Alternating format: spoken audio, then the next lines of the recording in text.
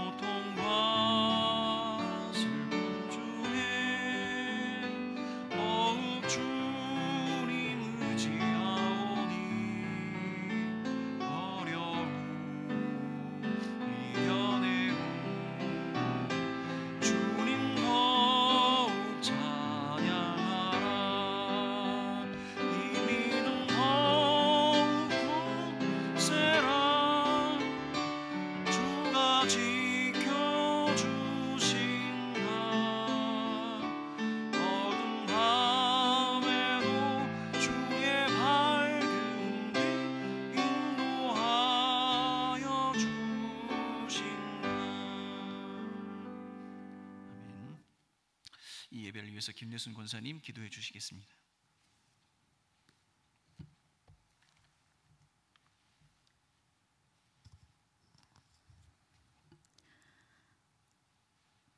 찬양과 경배를 받으시기에 합당하신 하나님 아버지 은혜를 감사드립니다. 환난과 고난 가운데에서도 저희들에게 풍성한 은혜와 사랑으로 지켜주신 하나님께 영광을 돌립니다. 우리 주 예수 그리스도의 보배로운 피로 새로운 피조물로 거듭나게 하시고 그리스도의 부활의 생명으로 충만하게 하심에 감사드립니다. 하지만 저희들은 믿음의 자녀로서 세상에 본이 되지 못하고 우리의 생각대로 우리의 소견대로 살아온 연약한 저희들입니다. 예수 그리스도가 보혈을 의지하고 예배의 자리에 나왔사오니 말씀의 은혜가 충만하게 하여 주시옵소서. 지금 세계는 코로나19 때문에 저희들의 삶이 녹록지 않지만 그럼에도 저희들이 하루를 감사하며 살아갈 수 있음은 하나님의 자녀는 하나님이 돌보아 주시는 말씀 그 믿음을 붙들고 있음을 고백합니다. 하나님, 가정과 교회가 회복되기를 소망합니다. 세속에 물들지 않고 말씀과 기도에 힘쓰게 하시고 온 성도들과 함께 성전에서 찬양과 기도로 온전히 주님께 영광 돌릴 수 있게 하루빨리 일상생활로 돌아갈 수 있는 은혜를 허락하여 주시옵소서. 특별히 질병으로 고통받는 병든 육체가 치유되는 은혜를 허락하시고 날마다 일어나는 사건 사고들 걱정과 불안 경제적인 위기에서 회복을 허락해 주시옵소서. 사람이 감당할 시험 밖에는 우리에게 당한 것이 없고 시험 당할 즈음에 또한 피할 길을 내사 우리로 능히 감당하게 하시며 연단하게 하신 것이 또한 감사를 드립니다. 5월은 특히 가정의 달입니다. 가정마다 든든히 서가는 가정들이 되기를 원합니다. 주님만 모시고 사는 믿음의 가정을 유산으로 물려줄 수 있는 부모들이 되게 하시고 경제 침체로 인하여 어려움에 처한 가정들이 있습니까? 주님의 은혜로 회복시켜 주시옵소서. 사랑의 하나님, 오늘도 주님의 말씀으로 신령한 만나를 주실 김영건 목사님 성령의 능력으로 붙들어 주셔서 주님의 말씀을 사모하는 저희들에게 저희 심령들에게 주님의 음성을 들려 주시옵소서. 그럼 듣고는 저희들이 행함이 있는 귀한 믿음의 말씀이 될 수 있도록 하나님 축복하여 주시옵소서. 어디 가나 주님의 향기를 드러내는 복된 제들의 삶이 되기를 간절히 소망합니다. 오늘 예배가 오직 하나님만 기쁘시게 하는 귀한 시간으로 채워주실 줄 믿고 감사드리며 예수님의 이름으로 기도드립니다. 아멘.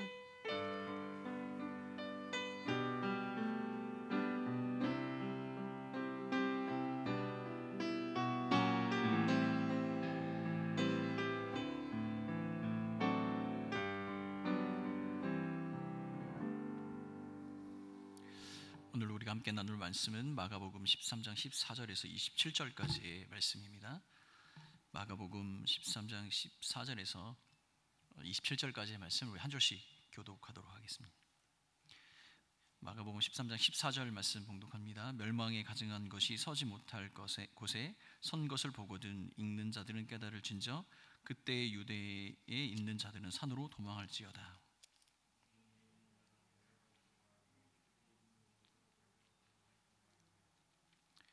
밭에 있는 자는 겉옷을 가지러 뒤로 돌이키지 말지어다.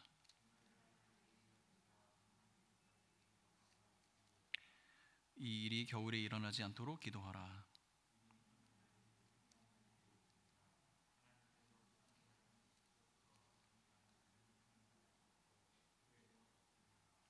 만일 주께서 그 날들을 감하지 아니하셨더라면 모든 육체가 구원을 얻지 못할 것이거든 자기가 택하신 자들을 위하여 그 날을 감하셨느니라.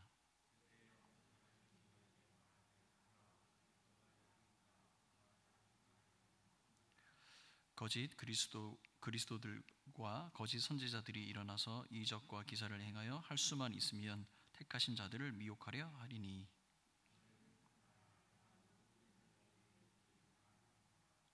그때 그 환난 후 해가 어두워지며 달이 빛을 내지 아니하며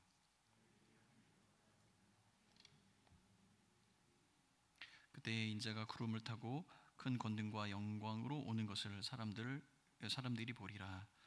또 그때에 그가 천사들을 보내어 자기가 택하신 자들을 땅 끝에서 하늘 끝까지 사방으로 모으리라. 먼저 소천 광고 하나 드리도록 하겠습니다. 고 김혜득 권사님, 354 사랑방 이순호 권사님 친모 되시고 박영환 장로님의 장모 되십니다.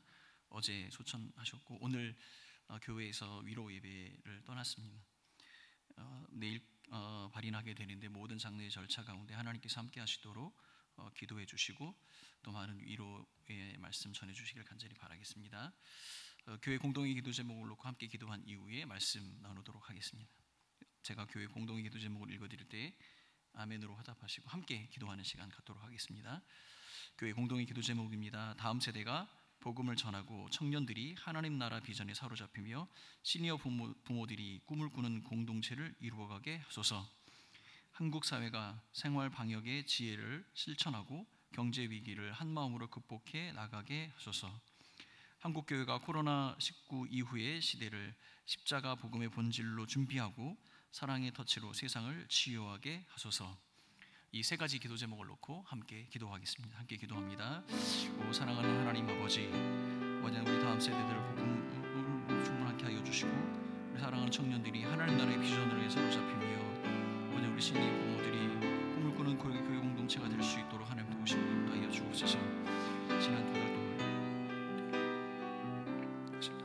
주님의 은혜 가운데 주신 것을 감사하고 하나님께서 인도하여 주시는 교회 공동체, 주의 말씀과 주의 은혜로 사로잡힌 공동체가 될 수 있도록 인도하여 주옵소서. 한국의 사회가 생활 방역의 지혜를 실천하며 경제 위기의 한 마음으로 극복하게 하시고 하나님 코로나 이후에 이 시대가 다시 한번 주님의 그 복음 앞에 돌아오고 하나님 이 세상을 하나님의 말씀과 복음과 사랑으로 섬기는 교회가 될 수 있도록 도우시고 인도하여 주옵소서. 우리 연약함과 부족함들을 긍휼히 여겨주시고 함께 하실 그 성령 하나님을 기대합니다. 사랑하는 하나님 아버지, 우리 교회 공동체 안에 여러 다양한 세대들을 위해서 기도합니다. 우리 다음 세대들이 예수 그리스도 그 한 분 우리에게 주신 그 복음의 은혜로 충만한 은혜를 경험하게 하시고 복음 앞에 순전한 삶들을 살아가기에 다짐하는 믿음의 다음 세대들이 될 수 있도록 축복하여 주옵소서.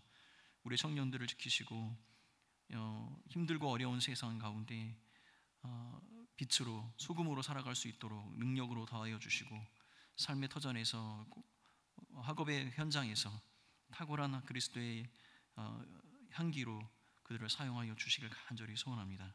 하나님 나라의 비전을 주시고 그 비전 앞에 붙들린 바 순전한 다름질을 다할 때 우리 하나님이 그들과 동행하시는 놀라운 일들을 목도하게 하여 주옵소서. 우리 부모들을 기억하시고 믿음으로 아버지 하나님 교회를 세우고 이 나라를 세운 우리 부모들을 하나님 끝까지 하나님 앞에 기도하기를 힘쓰는 자들 되게 하시고 하나님의 나라가 이 땅에 이루어지는 그것을 꿈꾸며 살아가는 믿음의 시니어들 될 수 있도록 축복하여 주옵소서. 코로나 사태로 아직도 어려움을 겪고 있는 하나님 이 나라와 이 민족을 기억하시고 또 하나님께서 세우신 교회와 성도들의 삶들을 또한 보살펴 주셔서 하나님 이 위기 속에도 행하시는 하나님의 놀라운 은혜를 또 함께 하시는 그 하나님의 위로하심을 아버지 하나님 마음껏 누리며 또 하나님께 영광 돌리는 교회와 성도들이 되게 하여 주시길 간절히 소원합니다.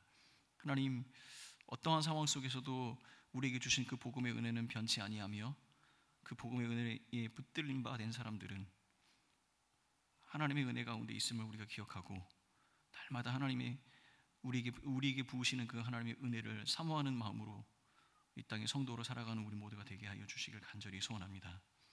오늘도 주님 상을 당한 가정이 있습니다. 하나님 그 가정 가운데 위로에 하나님 함께하여 주시고 모든 장례 절차 가운데 하나님 동행하여 주시오며 함께하는 모든 사람들 가운데 복음으로 충만한 은혜를 경험하는 아름다운 믿음의 가정의 모습들을 전하고 베푸는 그런 가정들 될 수 있도록 축복하여 주옵소서. 함께하실 그 하나님 기대하옵고 이 모든 말씀 예수님의 이름으로 기도합니다. 자, 5월의 첫 주가 되었습니다. 오늘 날씨가 참 더웠습니다. 봄이 언제 오나 그 봄을 기다리던 그때가 엊그제 같은데 벌써 봄은 다 지나고 이제 한여름이 이제 이제 문 앞에 다가온 것 같습니다. 그리고 오늘은 또 이제 회복된 첫 번째 수요 예배의 날입니다. 여러분은 어떤 느낌으로 지금 이 자리에 앉아 계신지 잘 모르겠습니다. 우리 가벼워지는 이 옷차림처럼 우리 마음이 한결 가벼워졌으면 좋겠고, 하나님께서 주시는 그 평강으로 우리 삶이 가득했으면 좋겠습니다. 여러분의 삶 가운데 하나님께서 행하시는 놀라운 일들이 증거처럼 열매로 우리 가득 차고, 그것을 인하여서 풍성함으로 온 교회 공동체 그리고 이 지역사회를 섬기는 우리 온 성도들이 되시길 예수님의 이름으로 축원합니다. 자, 이렇게 강대상에서 여러분들의 얼굴을 보며 설교할 수 있는 것이 이렇게 기쁘고 감사한 일인지 진짜 미처 몰랐습니다. 새록새록 생각되는 이 명언이죠. 예배할 수 있을 때 잘하고 만날 수 있을 때 잘해야 한다는 그 사실. 그 여러분 꼭 기억하시고, 우리가 예배드리는 이 현장이 얼마나 소중한 것인지 기억하고, 함께하는 우리의 성도들이, 우리의 형제와 자매들이 얼마나 소중한 사람들인지 기억하는 여러분들이 되시길 바라겠습니다. 아마 우리는 이 때가 지나면 또 이런 이야기를 할 수 있을 겁니다. 나 때는 말이야, 그때는 말이야 라고 이렇게 이야기를 하실 수 있는 그 때가 오겠지요. 그때 오늘을 기억하고 오늘의 예배, 나와 함께하는 공동체 형제와 자매의 소중함을 마음 깊이 새기는 여러분들이 되시기를 바라겠습니다. 지난주 이제 예배가 이제 회복이 되면서 예배를 준비할 때 2층에 에스컬레이터를 가리고 있는 그 가림막이 하나 있죠. 그 가림막을 이렇게 딱 젖히고 딱 열려 있는 그 에스컬레이터 통로를 바라보면서 울컥했어요. 이 통로로 올라오실 성도들을 생각하고 함께 예배할 수 있다는 것이 얼마나 기쁘고 감사한지, 그 장면을 생각하니까 마음이 너무 감격스러웠던 그런 기억이 납니다. 그리고 또 이런 생각도 했어요.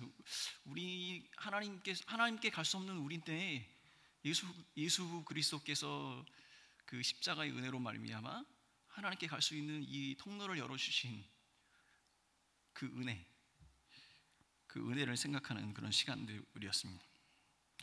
온 교회 그리고 여러분 우리 온 성도가 우리 주님으로 말미암아 우리에게 허락된 그 구원의 감격을 날마다 노래하고 예배하는 그러한 공동체가 되었으면 좋겠습니다. 그런 의미에서 이제 옆에 있는 사람들하고 이렇게 인사를 해보면 좋겠다. 어떤 분이 그랬어요. 사실 예배 시간에 인사 좀 안 시켰으면 좋겠다 그랬거든요. 근데 뭐 이런 의미에서 옆에 계신 분한테 이렇게 한번 인사해봤으면 좋겠습니다. 행하신 구원을 함께 찬양합시다. 이렇게 한번 해보세요. 또 한번 이렇게 한번 인사해 볼까요? 구원을 이루실 분을 함께 예배합시다.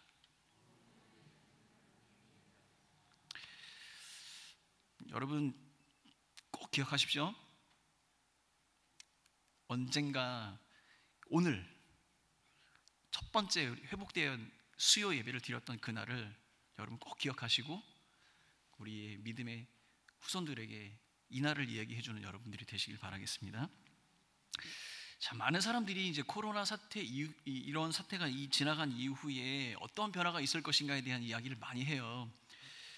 작게는 우리 일상의 어떤 작은 변화들에 관한 이야기를 하게 되죠. 크게는 국제 관계나 뭐 인류 사회 문화의 커다란 변화에 대한 이야기도 하는 분들도 있습니다. 뭐 인류 어떤 사회의 변화, 이 커다란 어떤 그런 이야기를 떠나서 우리 일상의 어떤 삶의 큰 변화도 있겠죠. 예를 들자면 이런 겁니다. 저는 아무리 황사가 와도 겨울이 추워도 마스크를 낀 적이 없는데 요새는 바깥 출입하게 되면 제일 먼저 찾는 게 마스크입니다.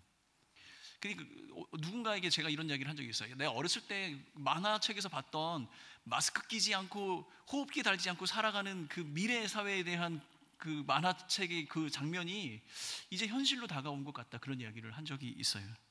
이것이 이제 코로나 사태가 우리에게 주는 어떤 새로운 변화된 삶에 대한 어떤 그런 양상이겠죠. 사회적 거리두기라는 것을 우리가 한 2달여 이렇게 넘게 이제 실행해 왔습니다. 이제는 아마 여러분 우리가 의식하지 않아도 자연스럽게 사회적 거리두기가 아마 일상화됐죠. 여러분 보세요. 앉은 자리 뭐 특별히 말씀하지 않아도 뭐 이제 스티커 자리에 앉지 않아도 어느 정도 다 거리를 띄고 이렇게 앉아 계시잖아요. 근데 이 사회적 거리두기가 인간 관계에도 영향을 미치게 되겠죠. 마치 이 관계의 거리두기, 어쩌면 이 삶의 거리두기, 이것이 어떤 이 사회적 거리두기에서 파생된 어떤 영향력 아래에서 발생되는 것일 것입니다. 현대를 살아가는 사람들에게는요, 사실은 이렇게 타인과 일정한 거리를 두는 삶이 아주 지극히 자연스럽기도 하고 또 추구하는 삶의 모양입니다. 요새 젊은 사람들이 그렇거든요. 그런 이 사회적 거리두기라는 이 표현 자체 속에는 너무 어색한 듯하지만 그 안에는 우리 현대를 살아가는 사람들의 기본적인 본성이 거기에 깔려 있습니다. 아마도 이 코로나 사태가 진정이 된다 할지라도 이렇게 관계나 어떤 우리 삶의 모양에서 이 사회적 거리두기, 어떤 인간적인 관계의 거리두기는 아마 우리 삶의 작은 부분에서 어떤 변화들을 주게 될 겁니다. 기업의 이 업무 형태도 아마 많이 바뀌게 될 거예요. 이제는 이제 재택근무라는 그것을 한 2달여 동안 실행을 해보면서 사람들이 이렇게 생각을 합니다. 이제 함께 모여서 일하지 않아도 어떤 일들은 가능하다는 사실을 깨닫게 되고, 어떤 일들은 모여서 해야 되고 어떤 일들은 흩어져서 각자가 해도 충분히 할 수 있다는 사실을 알게 됐습니다. 그래서 사람들은 효율을 따지게 되다 보면 모이는 횟수를 줄이게 될 것이고, 그럼 각자 흩어져서 자기의 각자 일들을 하게 되는 그런 기업의 문화가 만들어지겠죠. 필요한 것을 더 강화하고 불필요한 것을 버리게 되는 그런 현상이 분명히 일어나게 될 겁니다. 그럼 우리 신앙 가운데서 과연 필요한 것은 무엇이고 불필요한 것은 무엇일까요? 이 코로나 사태를 통해서 여러분들은 어떻게 느낄지 모르겠지만 저는 이 코로나 사태를 통해서 주는 큰 교훈이 하나 있었어요. 그것이 무엇이냐면, 우리는 우리 자발적으로 스스로 성도들을 교회에 오지 못하도록 했거든요. 물론 우리는 인터넷 예배라는 이전 시대에 없었던 새로운 방식으로 예배를 드리는 새로운 시도를 했습니다. 그것은 또 다른 어떤 발전이기도 하고 진보이기도 하지만, 한편으로는 우리가 지켜야 할 중요한 가치를 우리가 스스로 변질이라는 그 의미가 나쁜 의미라기보다는 어떤 다른 형태의 어떤 그 가치를 추구할 수밖에 없는 그런 환경 속에 몰리게 됐던 거죠. 어떤 분들은 이야기합니다. 우리 한국의 교회 역사상 우리가 스스로 교회에 오지 않기로 결정했던 것은 처음이지 않냐, 이런 이야기를 하게 되는 거죠. 그러면 이러한 코로나 사태 속에 그 사태가 주는 교훈이 작지 않다는 거예요. 그러면 이 작지 않은 교훈 속에 우리가 필요해서 붙들어야 될 것이 무엇이고, 우리가 그동안 버려야 되는 건데, 버려야 될 것인데 붙들고 있었던 것이 무엇인지 생각해 볼 필요가 있지 않겠습니까? 그러므로 우리는 이러한 사태를 통해서 무엇을 배우고, 무엇을 깨닫고, 무엇을 지켜내고, 무엇을 다시 덜어내야 하는지 깊이 생각해 볼 필요가 있겠습니다. 여러분, 제가 코로나 사태가 시작될 무렵에 수요 예배 때 어떠한 상황 속에서도 하나님께만 예배하는 그러한 영과 진리로 예배하는 예배 공동체에 관한 이야기를 말씀드렸어요. 우리는 본당에 와 있거나 인터넷으로 가정에서 예배를 드리거나, 우리는 어떠한 곳에서 어떤 환경 속에서도 환경과 그 조건이 우리를 지배하는 것이 아니라 하나님 한 분만을 예배하는, 영과 진리로 예배하는 그 예배의 공동체, 예배하는 성도가 되어야 한다고 제가 말씀드렸던 기억이 납니다. 오늘은 그것의 연장선상에서 이 코로나 사태를 지나고 있는 우리의 예배 가운데 이 예배가 다시 회복되어지는 이 시점에서 우리는 우리 공동체의 예배를 다시 한번 바라보는 그런 시간을 가지려고 합니다. 사실 오늘 본문 그 마가복음 13장을 1절부터 쭉 읽어야 되는 본문이 너무 길어서 중간에 제가 잘랐습니다. 이 마가복음 13장은 예수님께서 이 감람산에서 그 제자들에게 이 가르침을 나누는 대화의 아주 긴 대화 중에 한 부분입니다. 그리고 가장 어려운 본문이기도 합니다. 왜냐하면 예수님께서 쉽게 우리가 이해하거나 해석할 수 없는 종말에 관한 이야기를 하시기 때문입니다. 자세히 살펴보면 이 13장 안에는 두 가지 예언이 들어가 있습니다. 첫 번째는 뭐냐면 이 예루살렘 성전이 파괴될 것이라는 그 예언과 예수님께서 다시 오시게 될 것이라는 그 예언, 이것을 통틀어서 다 하나로 종말에 관한 이야기라고 이야기를 하는 것이죠. 그리고 오늘은 이 예수님께서 말씀하신 이 예언을, 이 두 가지 예언을 예배라는 관점에서 한번 다시 우리가 한번 살펴보려고 합니다. 자, 예수님의 제자들은 다 유대인이었습니다. 유대인들에게 예루살렘의 성전이 파괴될 것이다 라는 그 예언은 어떤 의미였을까요? 여러분, 예루살렘이라는 도시는 참 독특한 도시입니다. 가보신 분도 계시겠지만 예루살렘이라는 도시 안에는 유일신을 섬기는 세 개의 종교, 기독교, 유대교, 이슬람교가 모두 다 예루살렘을 성지라고 생각하고 아주 소중하게 다루는 도시가 바로 예루살렘입니다. 역사적으로 보면 통일된 이스라엘의 수도였고 성전이 자리 잡아서 유대인들에게는 종교와 정치, 그리고 문화의 중심지 역할을 했죠. 기독교인들에게는 예수님께서 십자가에 달려 돌아가신, 그리고 부활하시고 승천하신 곳이 바로 예루살렘인 거죠. AD 691년에는 이슬람 교도들이 예루살렘을 점령하고 그곳에 이슬람 사원을 세웠습니다. 그 사원이 지금까지도 있는 겁니다. 그래서 유대교, 기독교, 이슬람 이 세 개의 종교가 유일하게 이 세 개의 종교가 성지로 삼고 있는 도시가 바로 예루살렘입니다. 그 예루살렘에 있는 이 성전은 유대인들에게 어떤 의미였을까요? 성전은 유대인들에게 가장 거룩하고 특별한 장소였습니다. 이런 기록도 있대요. 유대인들끼리 서로 싸우는데 예루살렘 성전이 눈에 보이는 그 장소에는 절대 화를 내지 않는다는 겁니다. 그리고 뒤돌아서서 예루살렘 성전이 보이지 않는 곳을 향해서 욕하고 화를 낸다고 하는 거예요. 왜냐하면 성전은 거룩한 곳이고 아주 특별한 장소이기 때문이죠. 지금도 유대 사람들이 유대인들이 모여 있는 회당의 기준은 바로 예루살렘 성전입니다. 그 예루살렘 성전이 있는 방향에 율법의 말씀을 걸어놓고 기도하는 그러한 시간들을 갖는 것이죠. 그 성전이 거룩한 이유는 무엇입니까?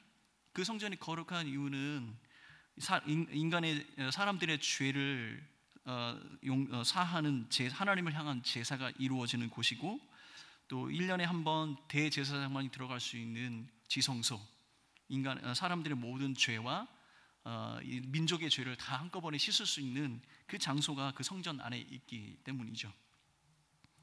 그래서 유대인들은 1년에 3번씩 꼭 예루살렘 성전을 방문하도록 그렇게 의무화했습니다. 그래서 헤롯 왕이 통치하는 시기에는 약 30만에서 50만 명이 예루살렘 성전을 방문했다고 기록이 남아 있답니다. 누가복음에 보면 예수님도 12세의 나이 때 예루살렘 성전을 방문하신 기록이 나와 있죠. 예수님께서 방문했던 그 예루살렘 성전은 헤롯 왕이 건설한 성전입니다. 헤롯 왕이 46년이라는 긴 시간 동안에 이 성전을 완성을 했는데, 이 헤롯이 건설한 이 성전 전에는 스룹바벨 성전도 있었고 솔로몬의 성전도 있었습니다. 근데 그 스룹바벨이나 솔로몬이 만들었던 성전보다 이 화려함과 그 웅장함이 엄청났다고 해요. 그래서 건축 순서상으로는 솔로몬 성전과 스룹바벨 성전 그리고 이 헤롯 성전이 3번째인데도 불구하고 유대 사람들은 제2성전이라고 부른답니다. 그 규모와 이 아름다움이 엄청났기 때문이죠. 그런데 오늘 본문의 말씀 속에 예수님이 그 웅장하고 아름다운 성전이 파괴되고 무너질 것이라고 예수님께서 지금 예언을 하고 있는 것입니다. 자, 14절 말씀입니다. 멸망에 가증한 것이 서지 못할 곳에 선 것을 보거든 읽는 자는 깨달을진저 그때에 유대에 있는 자들은 산으로 도망할지어다. 예수님께서 뭐라고 말씀하시냐면요, 가증한 것이 서지 못할 곳에 서게 되는 그때가 올 것이다. 그것을 보는 때가 올 것이다. 근데 이 말씀은 다니엘서 9장 27절의 표현을 그대로 가져온 것인데, 다니엘의 예언적 관점에서 봤을 때 성전이 파괴되고 회파가 돼서 마지막 종말의 때를 가르치는 그런 이야기를 가르치는 이야기입니다. 이 가증하고 멸망스러운 것이 성전이 서 있을 그곳을 대신해서 서 있게 되는 그때가 오게 될 것이라는 것이죠.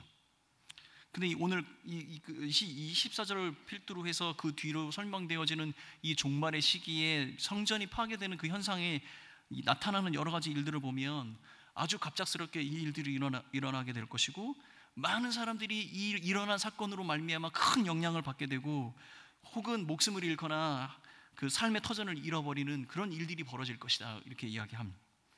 영적으로도 혼란한 상태에 빠지게 돼서 사람들은 엄청난 고통을 수반하는 그런 일들을 당하게 될 것이라고 이야기합니다. 이것을 한 단어로 혼란이라고 이렇게 표현이 되어져 있습니다. 엄청난 혼란이 다가오게 될 것입니다.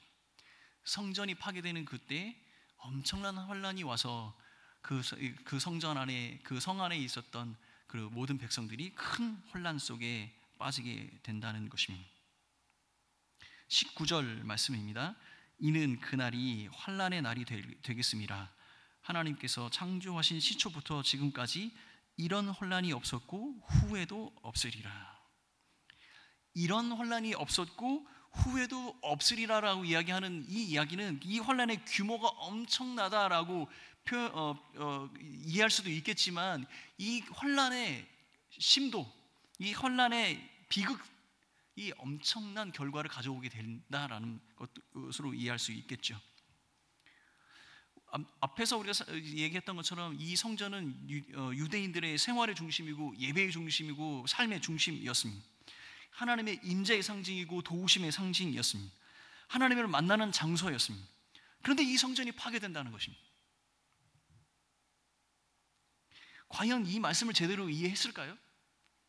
예수님의 제자들은 예수님께서 이 성전이 파괴될 것이라고 이야기할 때 과연 이 예수님의 제자들은 이 말씀을 제대로 이해할 수 있었을까요?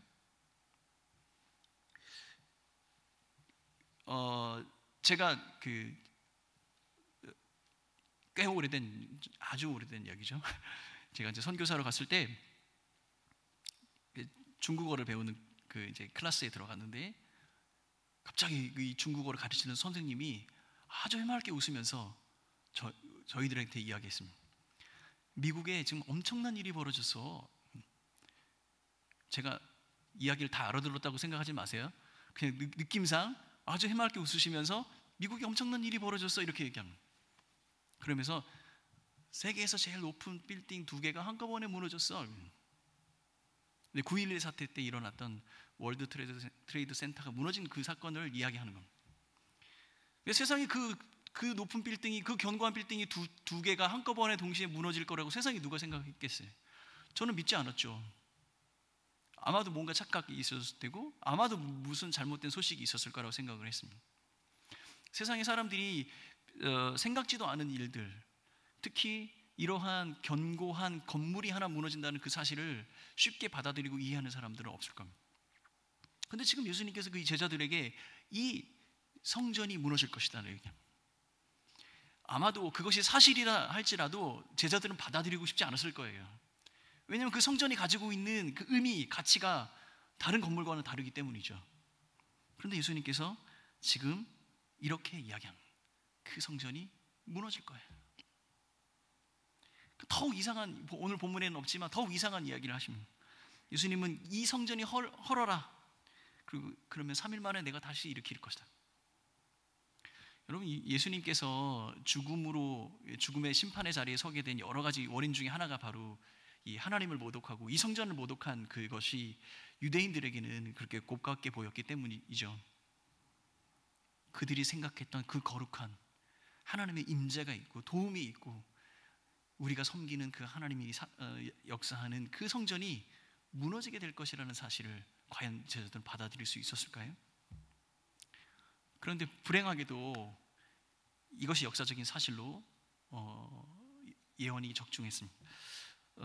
유대 역사가인 요세푸스의 기록에 보면 AD 70년경에 로마의 티투스 장군이 예루살렘을 포위하고 결국은 마지막에 예루살렘 성을 함락시키고 성전을 회파하는 사건이 일어나게 됩니다. 여러분, 성전이 파괴되면 어떤 일이 벌어질까요? 성전이 파괴되면 제사가 멈추게 되는 겁니다. 사람들은 예배할 곳을 잃어버리게 되는 것이죠. 하나님의 임재와 도우심을 기대할 수가 없게 되는 것입니다. 상상할 수 없는 일이 일어나는 것입니다. 근데 그 상상할 수도 없는 일들을 예수님은 상상하라고 얘기하는 거죠. 이제 곧 그것이 일어날 거야. 그러한 사건들이 너희에게 발생될 것이고 너희가 그것을 보게 될 거야. 여러분, AD 70년경에 살았던 사람들은 예배할 곳을 잃어버리게 되었습니다. 상상할 수도 없었던 일이 벌어졌던 거죠. 근데 여러분, 어디서 많이 들어본 스토리 아닙니까? 우리의 이야기죠. 상상할 수도 없는 일이 벌어졌잖아요.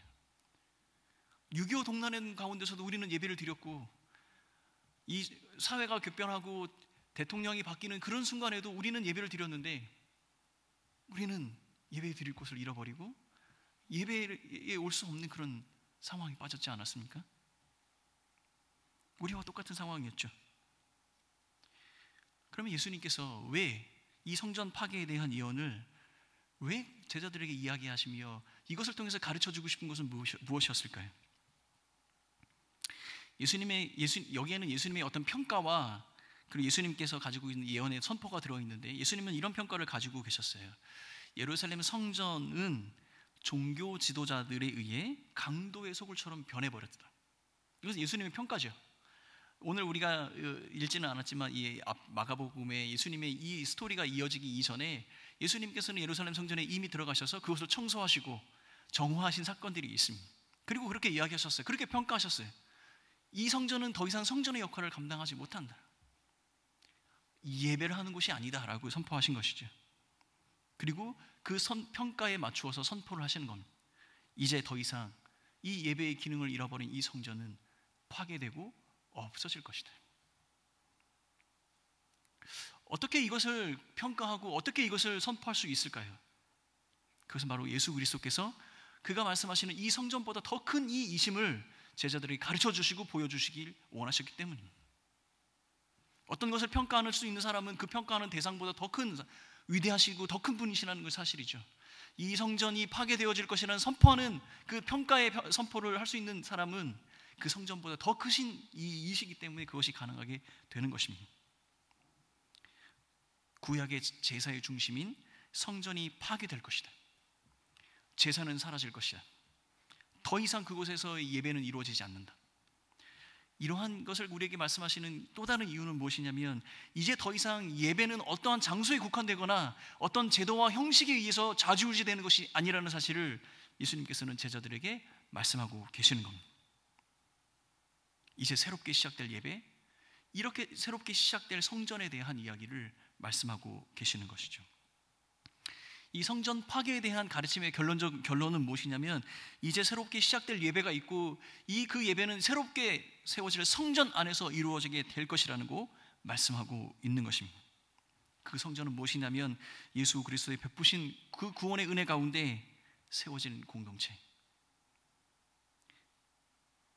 예수로 구원받은 자들만이 예배하는 새로운 예배, 그 성전과 예배가 이제 곧 시작될 것이다 라고 이야기합니다. 바울은 여기에서 한 발 더 나아가서 예수로 구원받은 우리가 성전이라고 가르치고 있습니다. 고린도전서 3장 16절 말씀입니다. 너희는 너희가 하나님의 성전인 것과 하나님의 성령이 너희 안에 계신 것을 알지 못하느냐. 여러분, 제가 지난번에 그 예배에 관해서 코로나 사태 시작할 때 예배에 관해서 이야기할 때 요한복음 4장 말씀에 사마리아 여인에 관한 이야기를 했습니다. 그 사마리아 여인이 예배할 장소에 대해서 물을 때 예수님께서 대답하신 그 대답을 우리는 자세히 잘 살펴볼 필요가 있습니다. 예수님께서 이렇게 이야기하셨습니다. 하나님은 영이시니 예배하는 자가 영과 진리로 예배할지니라. 영과 진리로 예배하는 것에 대해서 이야기를 하시는데 이렇게 이야기하십니다. 예배하는 자가 영과 진리로 예배할 것이다. 영과 진리로 예배하는 자, 그 영과 진리로 예배하는 자에 대해서 말씀하고 계시는 거죠. 예배를 드리는 방법도 그 내용도 중요한, 그러나 하나님은 영과 진리로 예배하는 그 예배자의 예배를 받으신다라고 말씀하고 있는 겁니다. 여러분, 예배에 대해서 한번 생각을 해봅시다. 뭐 간단하게 그 예배가 복잡하다면 인사도 괜찮을 것 같아요. 여러분, 진정한 예배는 어떻게 이루어집니까? 예배는 예배를 받으실 분과 예배를 드리는 두 주체가 있습니다. 그런데 우리가 이미 알고 있다시피 예배를 받으실 그 하나님은 결코 변하지 아니하시는 창조주 하나님이십니다. 그러면 진정한 예배의 관건은 변하지 않은 하나님이 문제가 아니라 그 예배를 드리는 이 당사자, 또 다른 주체, 예배를 드리는 자에 관한 문제라는 사실이죠. 예수님께서는 오늘 이 본문의 말씀을 통해서 예배를 드리는 자가 어떠한 자인가에 대해서, 그 사람을 통해서 이루어지는 새로운 예배는 무엇인가에 대해서 우리에게 말씀하고 계시는 겁니다. 결국 우리 모두는 예배를 받으시는 우리 하나님, 결코 변하지 아니하시는 창조주 하나님께 영과 진리로 예배하는 진정한 예배자의 모습을 갖추어야 한다는 사실입니다. 여러분, 제가 이제 2달여 동안에 전화 신방을 할 수밖에 없는 그런 상황이었습니다. 그래서 때로는 어떤 한 주는 뭐 전화를 50통도 하고 뭐 그렇게 전화 신방을 하게 됩니다. 첫 주, 둘째 주 전화를 해보면 나름대로 그 주신 은혜에 대해서 감격해하며 또 나누시는 분도 계십니다. 가정에서 드리는 예배가 또 다른 이런 어떤 의미가 있습니다. 우리에게 주시는 교훈이 있습니다. 은혜가 있습니다. 근데 그 예배가 한 달 넘어가고 이렇게 하니까 예배가 집중이 안 돼요, 뭐 이렇게 얘기하시는 분도 계시고, 애들이 뭐 남편이 뭐 이렇게 얘기하시면서 그 인터넷 예배가 하루속히 종식이 되고 빨리 예배가 회복되어졌으면 좋겠다는 그 바람을 얘기하시는 분들이 계십니다. 근데 제가 얘기했듯이 진정한 예배, 하나님께서 기뻐 받으시는 예배는 영과 진리로 예배하고 하나님께만 드리는 예배죠. 어떠한 환경과 조건이 우리를 지배할 수 없는 것이, 그곳에도 계시는 하나님, 그곳에도 참 하나님으로 계시는 하나님께 예배하는 것입니다. 우리가 어떠한 매체나 어떠한 방법으로 예배를 드린다 할지라도 우리 예배를 받으시는 그 하나님 한 분만은 변하지 아니한다는 사실을 우리는 다 알고 있죠. 그러면 우리가 문제인 거 아닙니까? 우리는 어떠한 자세와 태도로 예배를 드렸는지 한번 생각해 볼 필요 있습니다. 지난 2달여 동안 여러분은 어떻게 예배를 드리셨습니까? 하루속히 회복되어질, 함께 모여서 드려지는 예배를 손꼽아 기다리셨죠. 함께 모여서 드려지는 예배가 의미가 있다고 생각한다면 우리 각자 골방에서 하나님 앞에 작은 화면 속에 비춰지는 그 예배 가운데 임재하신 그 하나님을 느끼는 그 믿음이, 과연 그런 예배가, 진정한 예배가 우리 삶 가운데 있었는지 한번 돌아볼 필요가 있지 않을까요? 함께 모여서 드리는 예배, 우리가 사모하는 그 예배를 받으실 그 하나님은 인터넷상에도 계시고 나의 삶 가운데도 계셨습니다. 그 하나님께 영과 진리로 예배하는 성도, 예수 그리스도의 피 묻은 그 복음의 은혜로 말미암아 그 구원의 은혜를 고백할 수밖에 없는 그 성도의 삶, 그것이 바로 영과 진리로 예배하는 자의 삶이 아닌가 생각합니다. 사랑하는 성도 여러분, 이제 예배가 회복되기 시작했습니다. 얼마나 감격스러우십니까? 근데 죄송하게도 한 주 지나니까 그 감격이 또 반감되지 않아요? 저는 좀 그런 느낌이 받았어요. 지난주, 지지난주와 또 다른 어떤 새로운 한 주를 살면서 과연 내가 앞으로 드려질 예배를 나는 얼마만큼 기대하고 소망하고 있는가? 여러분, 우리 함께 모여서 예배하는 그 시간이 회복되어지는 것을 기대하는 것이 아니라 그 시간 가운데 임재하실 그 하나님의 은혜를 사모하고 어디에나 계시고 나의 삶 가운데 예배자로 나의 예배를 받으실 하나님으로 계실 그 하나님을 기억하는 여러분들이 되시길 바라겠습니다. 이어서 예수님께서 두 번째 이제 예언을 말씀하시는데 재림에 관한 이야기입니다. 26절 말씀입니다. 그때에 인자가 구름을 타고 큰 권능과 영광으로 오는 것을 사람들이 보리라. 예수님의 재림에 관해서 많은 사람들이 관심을 가지고 있습니다. 그래서 이 재림에 관한 수많은 오해와 수많은 거짓 가르침 때문에 이단도 나오게 되고 이 재림이 어렵고 힘든 상황이 되죠. 근데 오늘 본문을 쭉 살펴보면 그때의 그 환난 후에 이것이 이루어진다라고 되어 있습니다. 24절에 보면 이렇게 되어 있어요. 그때의 그 환난 후에 이렇게 되어 있으면서 예수님께서 재림하셨을 때의 상황을 설명을 하고 있습니다.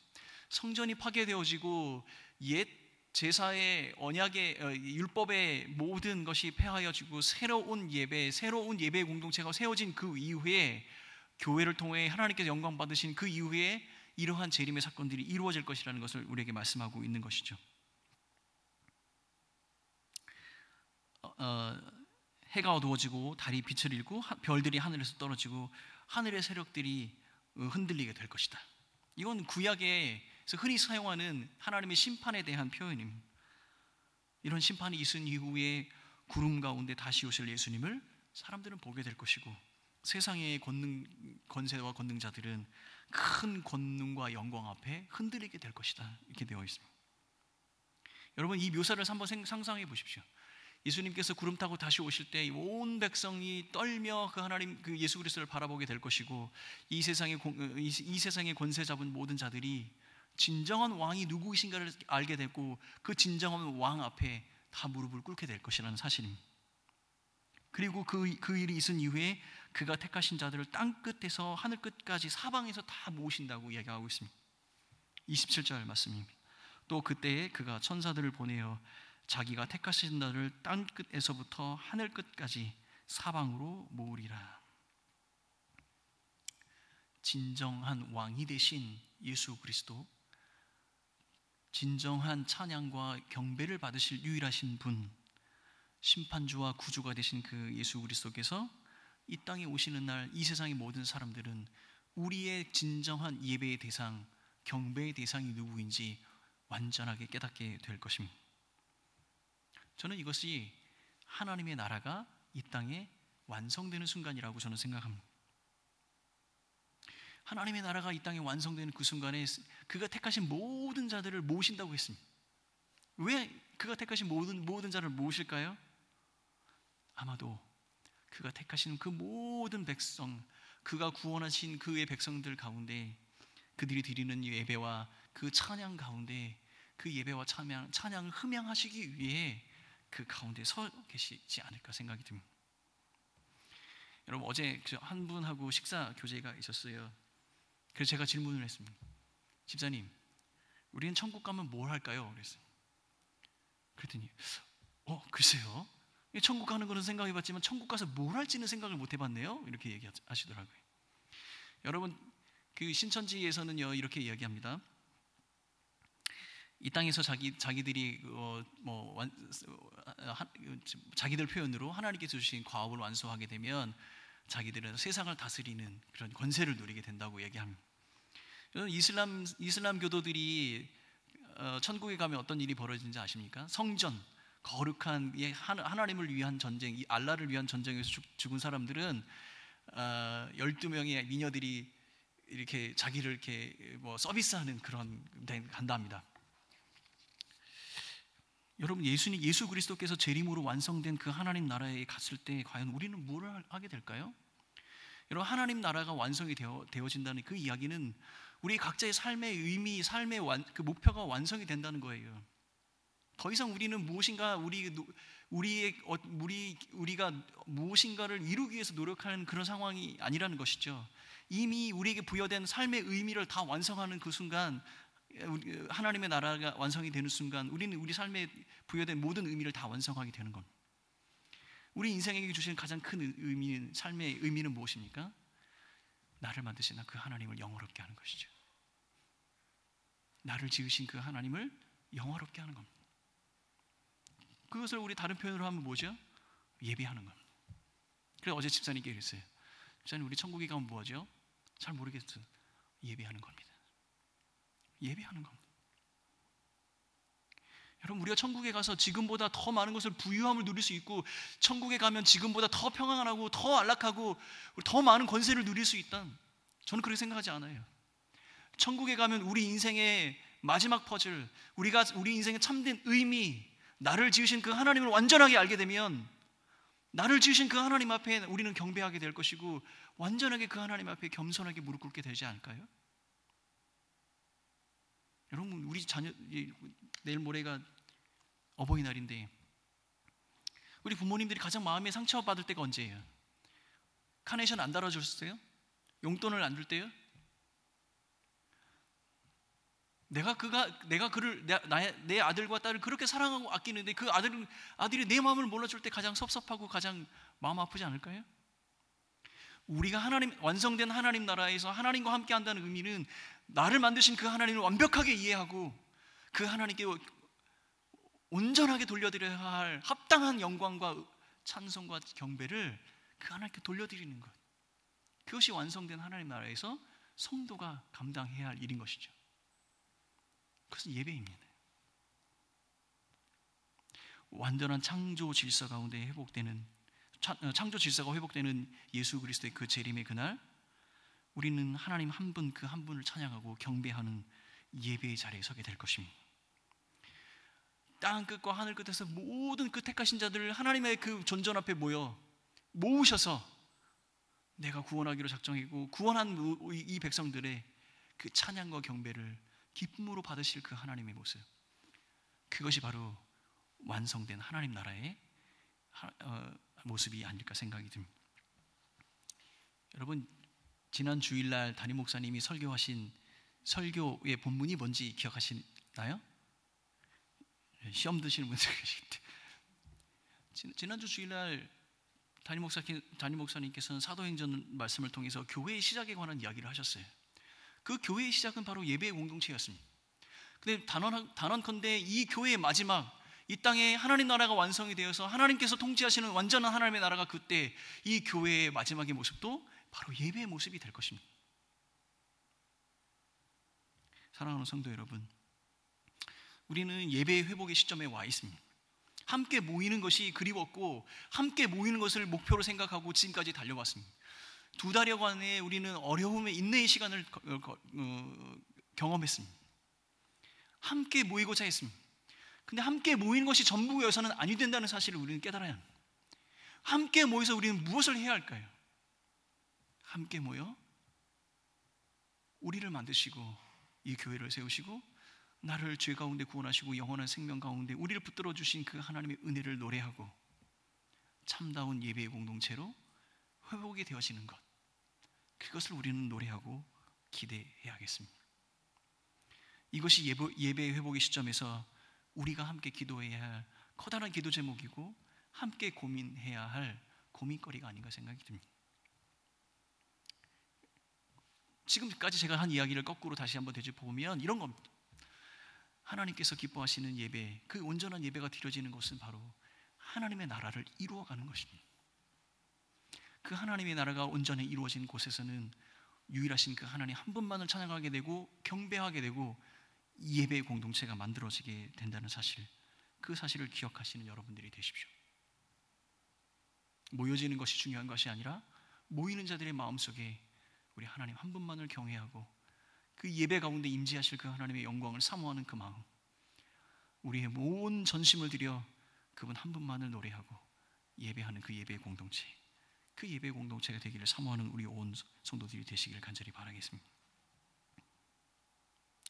담임 목사님께서 이 표를 이렇게 쓰셨을 때 전 참 마음에 감동이 있었습니다. 하나님의 나라를 이루어가는 공동체, 그 하나님의 나라를 이루어가는 것은 무엇에서부터 출발하느냐? 우리 각자가 예배의 중심 가운데 서는 겁니다. 우리의 삶 가운데 하나님 한 분만을 높이기 위해 오늘 하루의 삶도 1분 1초도 분투하는 그 삶을 살아가는 성도들의 삶이 연결되어져서 하나의 공동체를 이루어갈 때 그 공동체는 바로 하나님의 나라를 이루는 것입니다. 사랑하는 성도 여러분, 예배로 하나님의 나라를 이루어가는, 예배로 하나님의 나라를 회복해가는 그러한 홍성의 교인들이 되시길 간절히 바라겠습니다. 예배자가 됩시다. 예배자로 하나님께 영광 돌리는 우리 교회 공동체가 됩시다. 우리 하나님 한 분만 예배하고 영과 진리로 예배하는 자들이 함께 모여 하나님의 나라를 이루어가는 회복된 공동체, 그것이 우리의 소명과 우리의 기도 제목이 되었으면 좋겠습니다. 함께 찬양하겠습니다. 찬송가 211장 우리 함께 찬송합니다.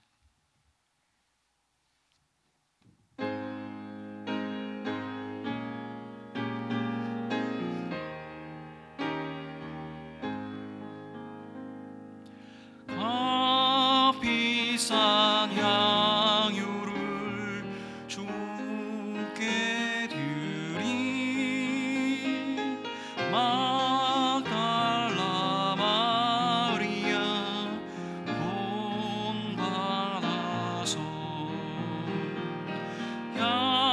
향기로운 산제물 주님께 바치리 사랑의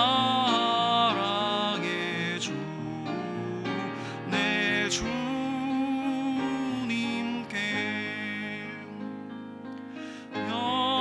연약한 자에게 힘을 주고 어두운 세상에 빛을 비춰 성실과 인내로 내 형제 이끌리 사랑의 주 내 주님께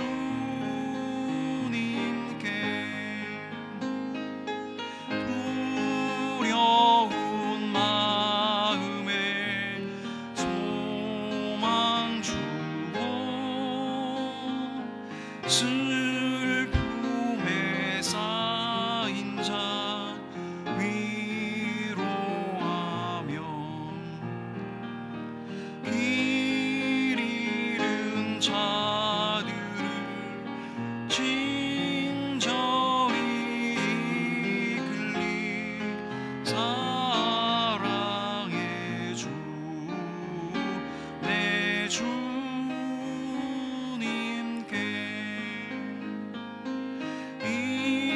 인생의 왕우리 기들어서 이 땅의 수고가 끝날 때에 주님을 섬기다 평안히 가리라 사랑의 주 내 주님께.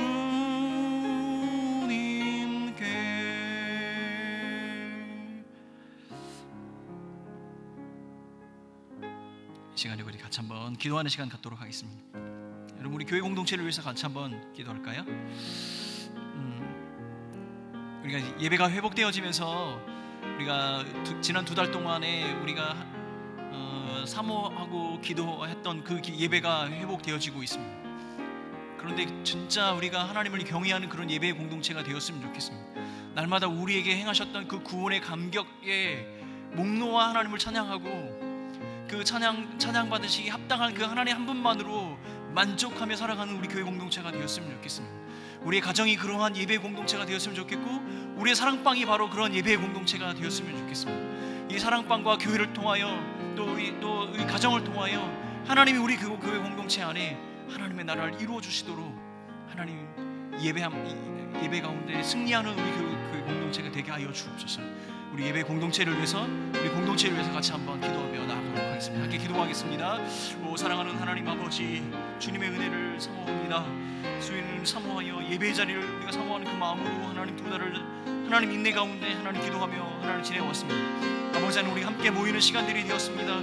그러나 아버지 하나님, 그 모이는 것이 우리의 목적이 되는 것이 아니라 우리가 함께 한 마음으로 우리 하나님 한 분만을 경외하고 경배하며 우리 하나님을 섬기는 그런 예배 공동체가 될 수 있게 도와주시고, 우리에게 행하신 놀라운 그 구원의 은혜를 믿음으로 감격하며 하나님 앞에 올려드리고, 또한 아버지 하나님 우리에게 주신 그 하나님 그 구원의 감격을 하나님 예배로 하나님께 올려드리는 믿음의 공동체가 될 수 있도록 도와주옵소서.